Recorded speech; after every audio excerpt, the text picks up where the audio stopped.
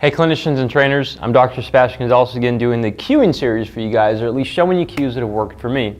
This cue today is going to be helpful for getting people to stop leaning back into their heels when they're squatting.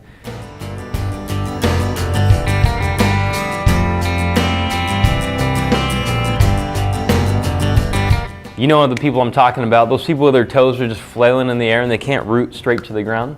Well, so this is one cue that I really like to do, and it involves tripoding the foot. Now, to show it, I'm just gonna, because I can't squat especially deep, I'm not a stellar dude at that. I'm gonna use this weight here mainly as a counterbalance. I don't care about the weight. I'm just gonna be hanging out down there talking, so I just wanna make sure that I buy myself some time. So ignore the weight. Okay, so we look down at my foot right here. We're going to be talking about those people who like to hang back just like this and feel like they're about to fall over. Like, I'm cool with them setting their weight back because that's sometimes the hardest thing for people to do is just to learn how to sit their weight back. By all means, like, I tend to teach that thing first, get them back into a box squat or squat onto a bench, drive their hip pockets back, that's all good. But at some point, they're going to start going like this only. Okay? They're going to rock back into those heels and they won't have complete stabilization from their tonic and phasic group of the torso. And if you don't know tonic and phasic, I have an entire article on it. Feel free to click the link below. So, these people right here. So notice that first off, I'll start with this. I like to have them think about their feet being 2 feet down into the sand or mud, and they're trying to drill them, pull them out rotationally. Okay, I'll show the camera this direction. So it's like, just check this one right here. So it's like they're trying to spin it, but they can't because they're stuck in the mud, okay? But when they do that, you're gonna notice a lot of people will tend to do this. And this is what we're gonna combat here. This is excessive, but they're gonna start to lift slightly.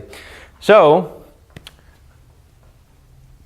we have them here. Actually, we'll do it facing the camera.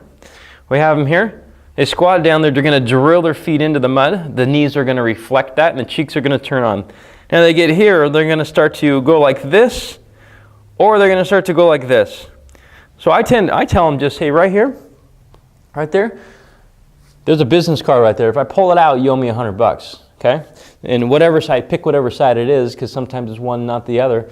So that tends to get them to drill those parts down, as well as not set back too much. So that's a good tip. You're going to see that's going to correct a lot of knee conditions, a lot of hips, and it's going to get people to load that single side better because you'll see a lot of people drift off side to side, or they'll also tilt or slide back. So there's a lot of things that people do that they try to get away from a past injured side. Ask them about their history.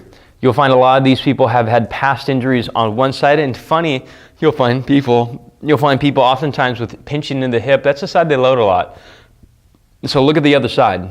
If we get to load that side, we'll start to unload that side, or the symptomatic side as well. So I hope this was helpful. There's a video up at the top corner. I think it's the upper left. There's going to give you a video that is very similar to this if you like this video, period. If you're looking for that article on tonic versus phasic, just go to my site. There's a description down there. There's the best article I think that I've ever written was I combined all these different types of core training things, theories, exercises, and I basically said, here's our old way of thinking, here's our not so old, here's our new. So I'm going to keep updating that one, and that's something you can definitely share with patients so they can understand how the core works and how all this ties into actually using the core and so on. Talk to you guys soon. Listen to the podcast. Take care.